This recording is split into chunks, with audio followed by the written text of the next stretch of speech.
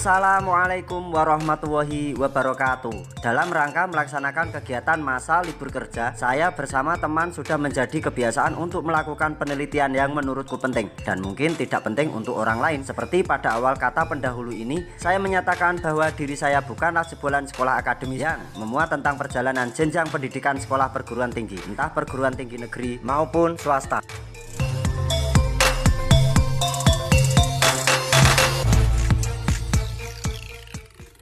Alhamdulillah wis tekan gone. Walaupun akeh-akeh takon, banyak pertanyaan, setiap orang lewat kita hentikan, kita tanya, mencari lokasi makam di Pring Surat, akhirnya ketemu juga. Bismillahirrahmanirrahim. Soropadan merupakan nama pedesaan yang berada di wilayah Kecamatan Pring Surat, Kabupaten Temanggung, Jawa Tengah. Desa tersebut ternyata menyimpan misteri di puncak perbukitan. Misteri yang harus diketahui, untuk diungkap supaya dipelajari. Untuk diungkap, supaya selalu dikenang. Bukan harta benda, melainkan lebih berharga dari harta benda. Hanya berupa komplek pemakaman kasepuhan, yang semasa hidupnya, beliau mengabdikan diri untuk pepundennya. Demi ikut membela dan mengusir penjajahan Belanda kala itu. Siapakah beliau sebenarnya, dan apa hubungan beliau dengan keterkaitan pengusiran penjajah Belanda dari bumi Nusantara? Mari kita pelajari bersama dan mari kita teliti dan memaknai secara kebersamaan. Saya akan mengadakan penelitian kecil, yang kemudian saya tulis lewat media internet. Penelitian yang akan saya lakukan lewat tipologi jirat dan nisan makam tokoh, kemudian nama gelar yang disandangnya. Beliau sering disebut dengan Kisoro Menggolo, merupakan sebuah gelar yang dianugerahkan oleh pepundennya. Beliau mendapatkan anugerah, berupa jabatan dalam sistem pemerintahan. Jabatan tersebut adalah penatus. Kira-kira penatus itu apa? Kutipan bersumber dari Dinas Kebudayaan atau Kunda Kebudayaan Pemda DIY dalam karya tulisnya berjudul Sejarah Kerajaan Mataram di Kerto.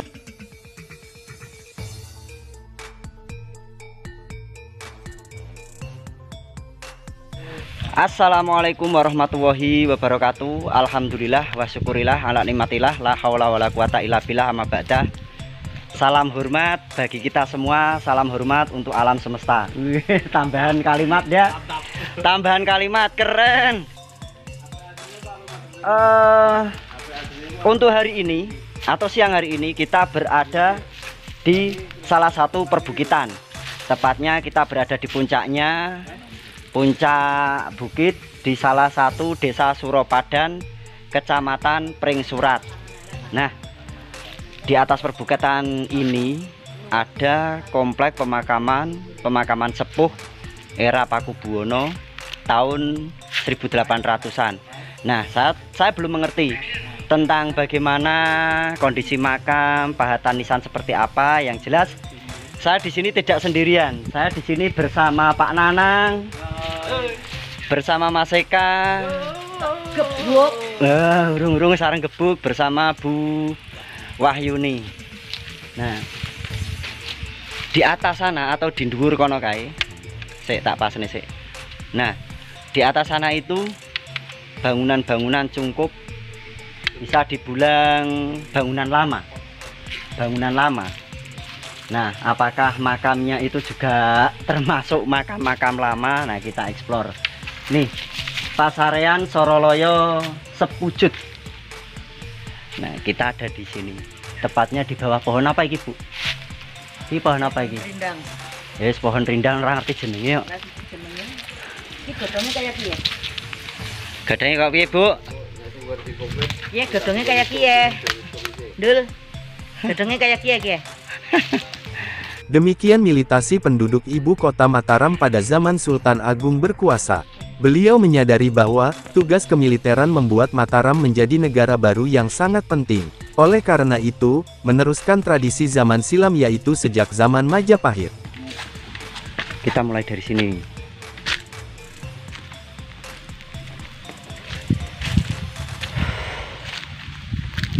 Kalau ini ada berapa teras ya, Bu ya, berarti ya? Sama parkiran 1 teras 2 3. Dua teras. Oh, 3 teras, ada 3 teras. Nah, kalau teras yang pertama ini, yang dari bawah, ini kayaknya komplek makam baru. Komplek makam baru, tapi beliau, nama-nama beliau masih menggunakan nama-nama darah biru atau nama-nama kerabat keraton. Tidak tahu kalau yang di dalam sini. Assalamualaikum, Mbak. Niki putune teka dugi maksudipun. Assalamualaikum. Derek tawasul ya, Mbah. Kula kirim doa Fatihah.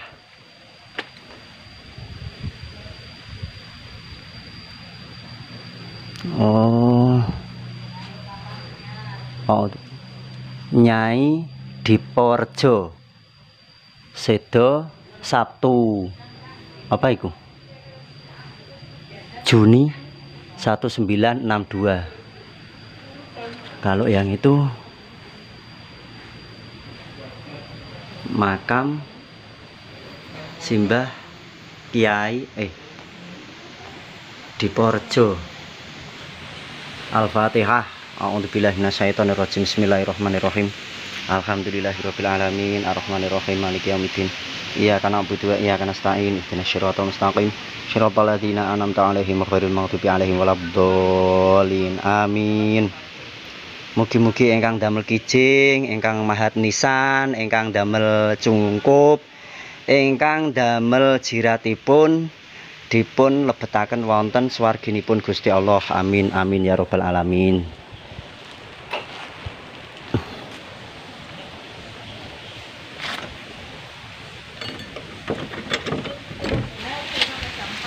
Oh. Yuk kita lanjut jalan dari sini. Kita memutari komplek makam dari teras yang pertama. Terus kita menuju ke teras yang kedua dengan menaiki sedikit anak tangga. Nah, ini teras yang kedua. Teras yang kedua ini pahatan-pahatan nisannya sudah diganti dengan cungkup, dengan jirat-jirat yang baru. Coba kita ke sini,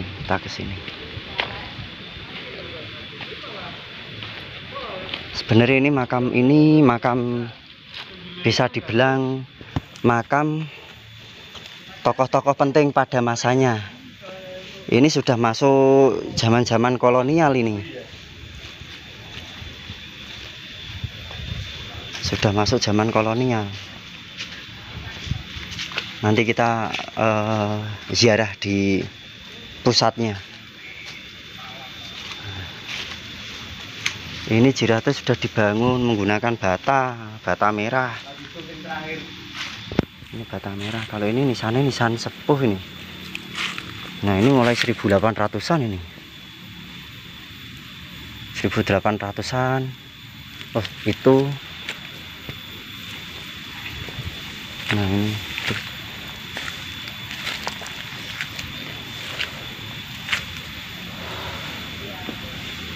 Dengan penataan atau konsep makam seperti ini, tidak mungkin kalau beliau itu tidak kerabat keraton. Yang jelas ini tetap beliau kerabat keraton ini. Wah, cuma sudah diganti semua jirat-jiratnya. Jirat-jiratnya sudah diganti semua. Tidak mungkin jika beliau itu tidak punya keturunan atau punya leluhur dari Trah Kraton. Ini namanya Raden Hadi Abdul Rahman. Wafat tahun berapa ini? Wafat tanggal 11 bulan 7 43. Ini masa kependudukan Jepang beliau wafat ini. Berarti bisa dikatakan beliau itu lahir tahun 1850-an. Mungkin masa-masa pasca perang Diponegoro.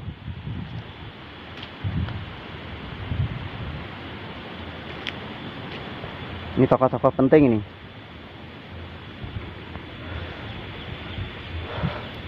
Tapi di sini ada yang menarik satu. Ini ada makam 1800-an pahatan Langgam Tembayat ini. Pakubuwono Langgam Tembayat. Masih asli ini. Ini masih asli.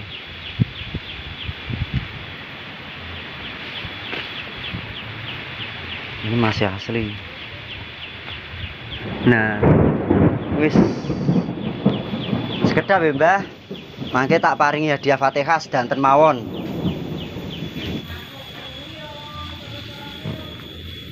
Oh. Ki Soro Menggolo, Penatus 1 Soro Padan. Ini makam beliau. Nah, ini makam beliau. Semua penduduk dikenakan wajib militer, sudah tentu bagi mereka yang memenuhi syarat. Tiap-tiap desa setidaknya memiliki 100 prajurit yang tangguh. Dan kepala desa atau lurah, harus merangkap menjadi komandan atau seksi di kemiliteran. Karena itu, kepala desa yang memegang jabatan tersebut mendapatkan gelar jabatan sebagai penatus. Yang artinya, pemimpin dari 100 prajurit. Bisa diartikan jika wilayah tersebut meluas setingkat kecamatan berarti, harus memiliki 1000 prajurit yang tangguh. Dan camat harus merangkap menjadi komandan batalion dari 1000 prajurit tersebut. Karena itu, jabatan camat, ketika mendapatkan mandat atau tugas tambahan dari pepundenya disebut dengan panewu.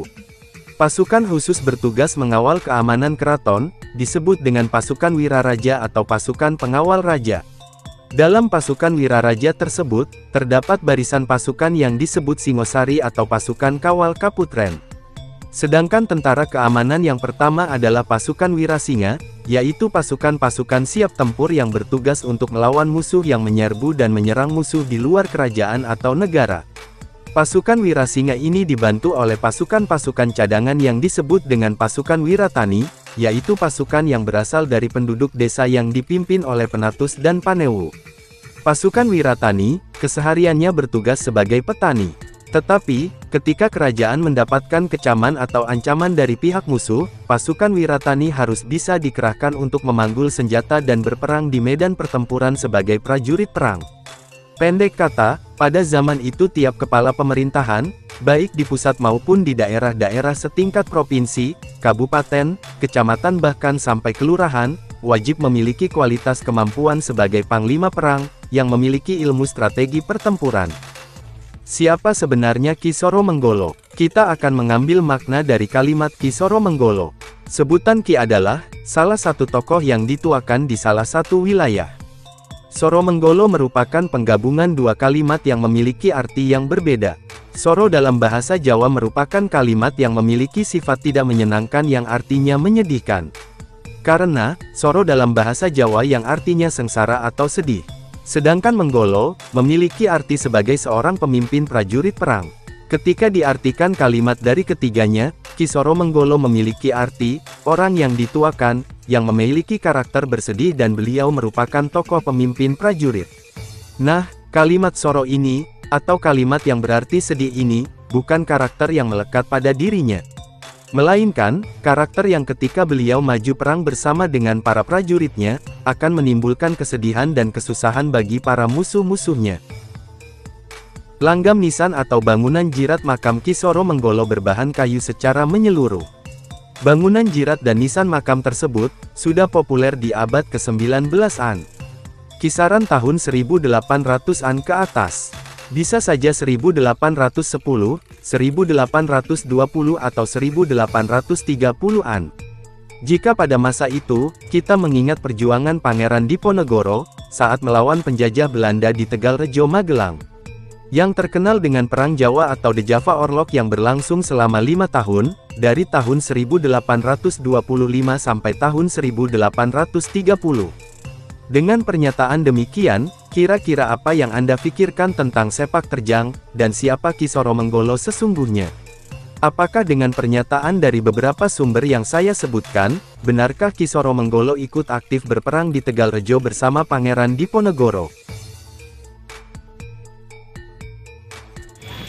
Mungkin ini makam istrinya. Mangke Mbah kula hadiah Fatihah nggih sekedap nggih. Sing jelas kula pun nyuwun izin teng andhap wau.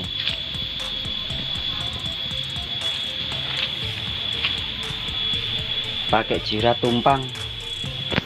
Pakai jirat tumpang. Nah, ini kalau ini masih asli, kayu-kayunya ini masih asli nih. Ini kayaknya yang lebih sepuh. Ini maksudnya ini keluarga yang disepuhkan karena makamnya berada di ujung paling selatan dan paling tinggi. Kita cari tahu. Oh, ini. Ki Honggo Potro. Ki Honggo Potro. Biasanya makam-makam dengan jirat seperti ini sudah populer di era abad 19 atau 1800-an. Ini kalau saya mengartikan makam-makam seperti ini sebenarnya banyak sekali ditemukan di Kabupaten Semarang. Contohnya di makam di Ungaran saja ya. Di Ungaran itu ada makam Mbah Wali Syekh Ndakir atau Ki Ageng Tanjung. Terus ada lagi yang terkenal dengan makam Gunung Cantung atau Bukit Cantung di Kota Semarang. Itu di tengah-tengah perkotaan itu. Di tengah-tengah perkotaan, siap. Di tengah-tengah perkotaan, jiratnya pun sama. Menggunakan nisan-nisan dan jirat-jirat dari bahan baku kayu.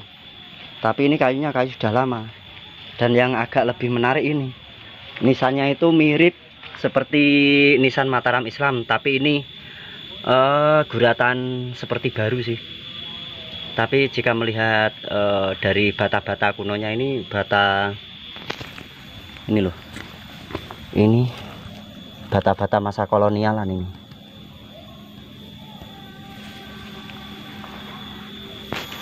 Bangunannya, oh kalau ini bangunan baru. Bangunan baru ini.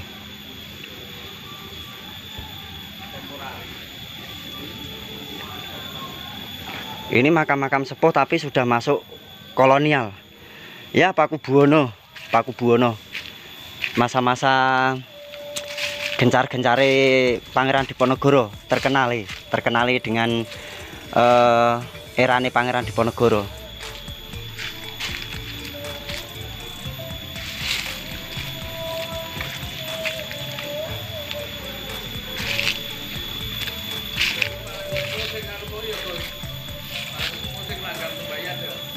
Sing niki Pak, gini kita sing blok niki sing paling sepuh. Sebenarnya cuma jabatannya yang membedakan. Jika masanya itu sama antara langgam Tembaya dengan langgam ini, langgam kalau saya menyebutnya makam tumpang ini sebenarnya sama, Paku Buwono, erane sama. Cuma beliau yang memang punya jabatan terpenting, deretan yang paling selatan ini.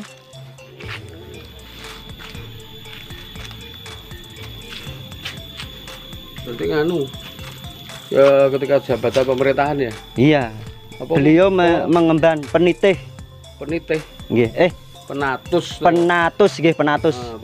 Penatus. Mungkin era RT RW. Nek kalau saya desa mungkin. Nah, kalau saya malah cenderungnya ke kepala desa ya. Kayak apa ya, Bayan. Bayan bukan Bayan. Penatih. Ciri khas langgam Tembaya era 1000. Nah, dan makam ini pun sudah populer di abad 19 ini Pak. Makam ini sudah populer di abad 19-an. Yang mana? Ini. Sudah populer. Yon kuki makam bono biar ngomong ini ki. Berarti kan 1000. Dan ini ketebalannya sampai 9 nganu loh Pak. 9 cm loh ini ketebalan ini. Ketebalan jirat ini toh. Jirat makam dulu teorimu jirat makam demikian ciri khas Tuban ya. Ada yang mengatakan seperti itu. Cuma memang populer antara Tuban sama sini itu memang sudah populer. Berarti antara ini makam apa tumpang? Makam tumpang kalau saya menyebutnya karena ini susun tumpang. Yang dengan langgam Tembayat itu satu era, cuma beda masa kepemimpinan. Maksudnya beda kepemimpinan atau beda apa ya? Beda jabatan. Bismillahirrahmanirrahim. Assalamualaikum ya ahlul kubur minal muslimin wal muslimat. Assalamualaikum Simbah Ki Honggo Potro. Assalamualaikum ya ahlul kubur Simbah Nyi Honggo Potro. Tuwin kerabatipun, tuwin sanak kadangipun lahumul Fatihah. A'udzubillahi minasyaitonir rajim. Bismillahirrahmanirrahim. Alhamdulillahirabbil alamin arrahmanirrahim maliki yaumiddin iyyaka na'budu wa iyyaka nasta'in ihdinas siratal mustaqim siratal ladzina an'amta 'alaihim ghairil maghdubi 'alaihim waladdallin amin. Bismillahirrahmanirrahim. Allahumma ighfir lahum warhamhum wa'afihim wa'fu anhum. Allahumma ighfir laha warhamha wa'afiha wa'fu anha. Allahumma anzili rahmata wal maghfirata ala ahli kubur min ahli la ilaha illallah Muhammadur Rasulullah. Rabbana arinal haqqa warzuqna tiba'ah warinal batila batila warzuqna ijtinabah. Rabbana atina fid dunya hasanah wa fil akhirati hasanah wa qina adzabannar wa qina adzabannar wa qina adzabannar. Subhana rabbika rabbil izzati amma yasifun wa salamun alal mursalin walhamdulillahi rabbil alamin bi barakatil Fatihah. A'udzubillahi minasyaitonir rajim. Bismillahirrahmanirrahim. Alhamdulillahi rabbil alamin. Ar-Rahmanir-Rahim maliki yaumiddin iyyaka na'budu wa iyyaka nasta'in ihdinas siratal mustaqim siratal ladzina an'amta 'alaihim ghairil maghdubi 'alaihim waladdallin. Amin amin amin. Taqabbalallahu minna wa minkum taqabbal ya karim. Kula nyuwun donga dumateng Gusti Allah. Mugi-mugi Gusti Allah maringi ringan napa sing dados bebanipun panjenengan wonten alam barzah, paringi padang kubure, paringi jembar kubure, paringi padang merginipun. Akhirul kalam wabillahi taufik wal hidayah. Assalamualaikum warahmatullahi wabarakatuh.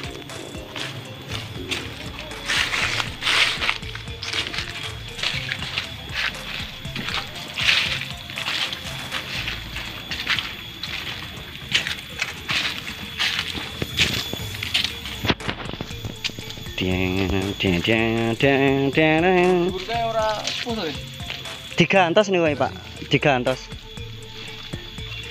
Cuma sini itu kebanyakan malah nganu Pak, dari Hamengkubuwononan.